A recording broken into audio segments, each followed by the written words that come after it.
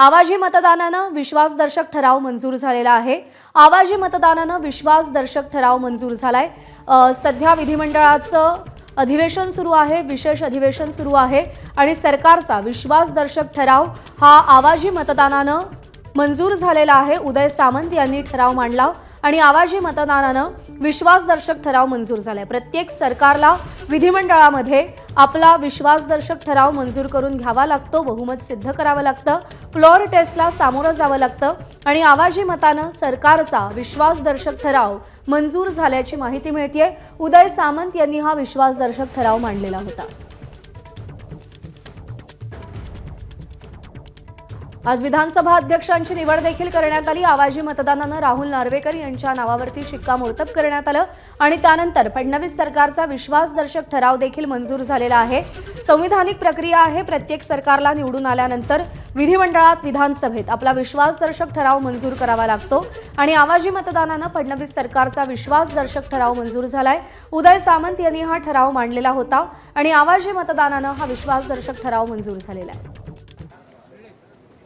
तर उदय सामंत यांनी विधानसभेमध्ये विश्वासदर्शक ठराव मांडला आणि तो आवाजी मतदानानं मंजूर झालेला आहे। प्रत्येक सरकारला विधानसभेमध्ये आपला विश्वासदर्शक ठराव मांडावा लागतो, तो मंजूर करून घ्यावा लागतो। सध्या महायुतीला प्रचंड बहुमत मिळालेलं आहे। काही वेळापूर्वी ज्यावेळी एकनाथ शिंदे विधानसभेत बोलत होते त्यावेळी विरोधी बाकांवर बसणाऱ्यांची संख्या चिंताजनक असल्याचं त्यांनी म्हटलेलं होतं आणि सध्या विधिमंडळामध्ये विधानसभेमध्ये महायुतीचे प्रचंड वर्चस्व। महाराष्ट्र आणि बेळगाव सीमेवर जो आपला मराठी बांधवांचा भाग आहे तो महाराष्ट्रामध्ये यावा यासाठी अनेक वर्ष लढाई सुरू आहे। महाराष्ट्र एकीकरण समितीनं याच्यामध्ये पुढाकार घेतलेला आहे, पूर्वीपासून देखील त्यांचा पुढाकार होता, परंतु त्यांच्या एखाद्या संमेलनाला महाराष्ट्रातनं कुणीच जायचं नाही ही हिटलरशाही आणि ती काँग्रेस पक्षाची कायमस्वरूपी आजही चालू आहे। काल परवाच आमचं महाराष्ट्र एकीकरण समितीच्या काही मंडळींशी चर्चा करण्याचा आम्ही प्रयत्न केला। पुढच्या 3 ते 4 दिवसामध्ये मी स्वतः महाराष्ट्र एकीकरण समितीच्या सदस्यांची पदाधिकाऱ्यांची भेट घेणार आहे। तशा पद्धतीच्या सूचना देखील आम्हाला आमचे मुख्य नेते माननीय एकनाथ शिंदे साहेबांनी केलेले आहेत। माझ्यासोबत माझे अजून 1-2 सहकारी असतील, जे शिंदे साहेब ज्यांची नावं सांगतील त्यांच्यासोबत आम्ही बेळगावमध्ये जाऊ। परंतु ही हिटलरशाही मराठी माणसाच्या बाबतीमध्ये तिथं जी काय होते ही योग्य नाही, त्याचा मी काल देखील निषेध केलेला आहे। शेवटी प्रत्येकाला लोकशाहीच्या माध्यमातून आपले विचार मांडण्याचा अधिकार आहे, विचार सांगण्याचा अधिकार आहे आणि जी लोक EVMमध्ये इथे अडकून पडलेली आहेत त्यांच्याच विचाराचं सरकार आज कर्नाटकमध्ये आहे आणि कर्नाटकचं सरकार जे मराठी बांधवांवर आणि विशेषतः महाराष्ट्र एकीकरण समितीवर अन्याय करतंय हे अतिशय निंदनीय आहे। त्याच्यावर त्यांनी पहिला आवाज उठवला पाहिजे असं माझं मत आहे। सर, या प्रकरणात काँग्रेसची अशी भूमिका आहे, महाराष्ट्र काँग्रेसची अशी भूमिका आहे की सर्व पक्षाच्या नेत्यांनी टाळं फोडून काही उपयोग नाही, हा विषय केंद्रातला आहे। नाही, केंद्रातला जरी असला तरी केंद्र सरकारनं किंवा सन्माननीय सुप्रीम कोर्टानं महाराष्ट्रातल्या मराठी नेत्यांना यायला बंदी घाला असं कुठेही लिहिलेलं नाही। त्याच्यामुळं कर्नाटकच्या सरकारनं केलेलं हे कृत्य आहे आणि शेवटी भारतामध्ये कोणालाही जाण्याला येण्याला ही घटनेनं परवानगी दिलेली आहे, संविधानानं परवानगी दिलेली आहे आणि जी लोक लोकसभेमध्ये सांगत होते की संविधान बदलण्याचा प्रयत्न महायुतीचं सरकार आल्यानंतर करेल, यांचं वागणंच संविधानाच्या विरोधातलं आहे आणि म्हणून मला सांगायचं की केंद्र शासनानं कुठेही असं बंधन घातलेलं नाही महाराष्ट्रातल्या मराठी नेत्यांना बेळगावमध्ये जाऊ नये म्हणून, हे तिथल्या राज्य सरकारनं केलेलं कृत्य आहे। तुम्हाला वाटतं की केंद्रशासित प्रदेश हा बेळगाव व्हावा?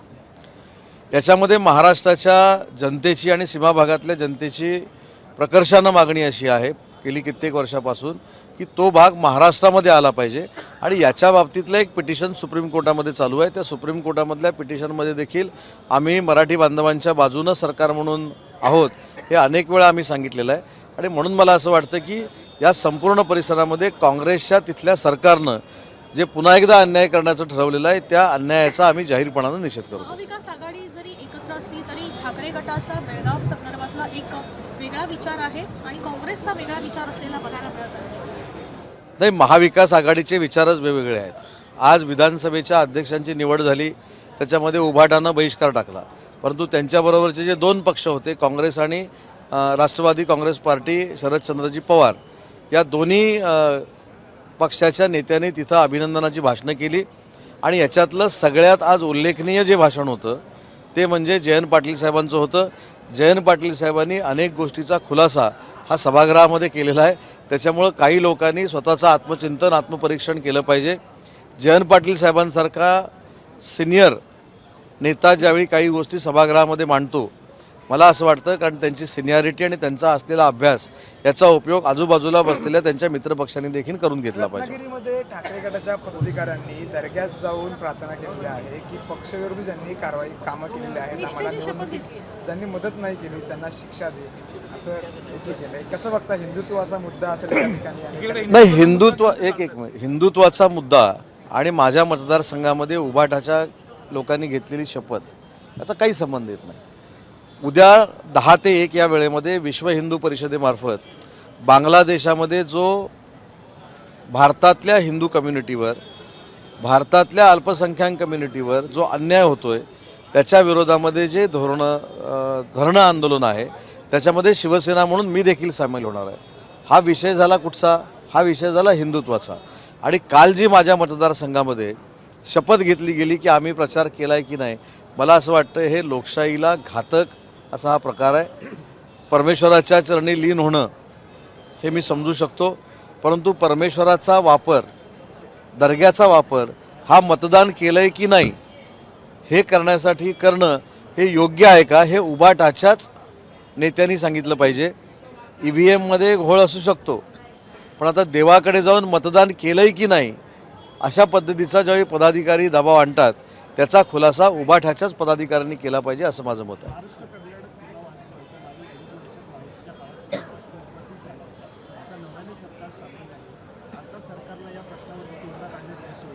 आपण 2.5 वर्षाचा जो मागचा उल्लेख केलेला आहे त्याचा साक्षीदार मी आहे. जत आणि ज्या परिसरामध्ये नळपाणी योजनांच्या कामाची परिस्थिती त्याच्या अगोदरच्या 2.5 वर्षामध्ये जी थांबलेली होती त्या नळपाणी योजनांसाठी जवळजवळ 1800 कोटी रुपये तत्कालीन मुख्यमंत्री आदरणीय एकनाथ शिंदेसाहेब, देवेंद्रजी या सगळ्यांनी मंजूर केली. तिथे कॅनॉलची जी कामं होती ती देखील सीमा भागातल्या लोकांची आपण पूर्ण केली. सीमा भागामध्ये ज्या मराठी संस्था आहेत त्यांना जे अनुदान मागच्या 2.5 वर्षामध्ये म्हणजे त्याच्या मागच्या 2.5 वर्षामध्ये बंद झालं होतं ते देखील सुरू करण्याचं काम एकनाथ शिंदेसाहेबांच्या नेतृत्वाखाली मागच्या सरकारमध्ये झालं. त्याच्यामुळं मागच्या 2.5 वर्षामध्ये आमच्या सरकारनं आम्ही मराठी भाषिकांसोबत आणि सीमा भागातल्या लोकांबरोबर आहोत हे पुराव्यानिशी आम्ही सिद्ध केलेलं आहे. याआधी देखील बेळगावमध्ये जेव्हा शिवसेनेची भूमिका आक्रमक होती त्या ठिकाणी दिवाकर रावते असतील, एकनाथ शिंदे असतील, अनेकांना जेलमध्ये देखील जावं लागलं होतं. आता तुम्ही म्हणताय की तुम्ही आणि अनेक नेते देखील त्या ठिकाणी जाणार आहात. आक्रमक भूमिका तिकडेही असू शकते, कसं समजलं? आक्रमकता असू शकते, विचारांची असेल किंवा कशी असेल हा भाग निराळा आहे, परंतु एखाद्या सरकारनं घटनेमध्ये लिहिलेल्या अधिकाराप्रमाणे बोलायलाच द्यायचं नाही, यायलाच द्यायचं नाही ही कर्नाटक सरकारची हिटलरशाही आहे आणि या हिटलरशाहीचा आम्ही सगळे मिळून जाहीरपणानं निषेध करतो. मुद्दा असा आहे की महायुतीच्या सरकारनं कायमस्वरूपी सीमा भागातल्या लोकांना न्याय देण्याची भूमिका घेतलेली आहे आणि म्हणूनच जतसारख्या परिसरातनं आमचे भाजपाचे सहकारी गोपीचंद पडळकर हे फार मोठ्या मताधिक्याने विजयी झालेले आहेत. सर, मुंबई गोवा महामार्गावरती गेल्या 16 वर्षापासून पाहतोय रखडपट्टी आहे. आता तर फ्लायओव्हर नसल्यामुळे पुन्हा वाहतूक कोंडीला आता सुरुवात झालेली आहे. काय तोडगा निघणार आहे की नाही यावेळी? या बाबतीमध्ये आम्ही सगळे कोकणातले कार्यकर्ते अनेक वेळा गडकरी साहेबांना भेटलेलो आहोत. गडकरी साहेबांनी याच्यावर आता धोरणात्मक निर्णय घेऊन या डिसेंबरपर्यंत पूल सोडून रस्ता पूर्ण करण्याचा जो निर्णय घेतलेला होता त्याच्यातलं जवळजवळ 80-85% काम हे पूर्णत्वाला जातं आहे. याच्यामध्ये तत्कालीन मुख्यमंत्री असतील, विद्यमान मुख्यमंत्री असतील यांचं देखील फार मोठं योगदान आहे आणि येत्या 5 ते 6 महिन्यामध्ये हा जो जटिल बनलेला जो प्रश्न आहे गेल्या 12-15 वर्षाचा हा सोडवण्यामध्ये आम्ही यशस्वी होणार आहोत. ज्या जयंत पाटलांचा तुम्ही उल्लेख केला भाषणाचा, त्या अध्यक्षांच्या खाली असली आणि नकली शिवसेनेचा फैसला झाला होता तेव्हा त्यांच्यावरही बरेच आरोप झाले होते, पण त्या जयंत पाटलांनी त्यांची प्रशंसा केली. हे जयंत पाटील साहेबांचं भाषण जर आपण नीटपणानं ऐकलं असेल तर त्यांनी त्याच्यामध्ये म्हटलेलं आहे की एखादी गोष्ट आर्ग्युमेंट करताना टीका टिप्पणी मी समजू शकतो, परंतु ज्या पद्धतीनं विद्यमान अध्यक्ष झालेत राहुलजी नार्वेकर यांनी आम्हाला देखील न्याय दिला, सुनावणीच्या वेळी आम्हाला देखील बोलण्याचा अधिकार दिला होता, त्याचा पुरेपूर वापर करायला आम्हाला दिला. आमचं जिथं कुठंतरी चुकत होतं तिथं त्यांनी करेक्शन देखील केलं. अशा पद्धतीचं मोठेपणा जयंत पाटील साहेबांनी घेतलं आणि ते त्या ठिकाणी मांडलं. पण बाजूच्यानी हेच विधानसभेचे अध्यक्ष योग्य नाहीत म्हणून बहिष्कार टाकला आहे. म्हणजे मला लॉजिकच कळेन असं झालेलं आहे. काल अबू आझमी साहेबांनी सांगितलं की आम्ही आता महाविकास आघाडीबरोबर नाही आहोत. आणि अजून एक जयंत पाटील साहेबांचं वाक्य जे आपण कदाचित ऐकलं असेल पण कदाचित दुर्लक्ष झालं असेल, त्याच्यामध्ये मला जास्त आम्हाला सगळ्यांना लक्ष ठेवावं लागणार आहे. ते असं म्हणाले की राष्ट्रवादी काँग्रेस पक्षाचं एक ब्रीदवाक्य आहे दादा की योग्य वेळी योग्य निर्णय. आता जयंत पाटील साहेबांचा योग्य वेळी योग्य निर्णय कधी होतोय या सगळ्याकडे आमचं लक्ष लागलेलं आहे. एकीकडे मार्केटवाडीमध्ये पाहत आहोत आपण की सर की मार्केटवाडीमध्ये मोठ्या संख्येने म्हणजे स्वतः नाना पटोले सुद्धा EVM वरती कुठेतरी आक्षेप घेत जात आहेत.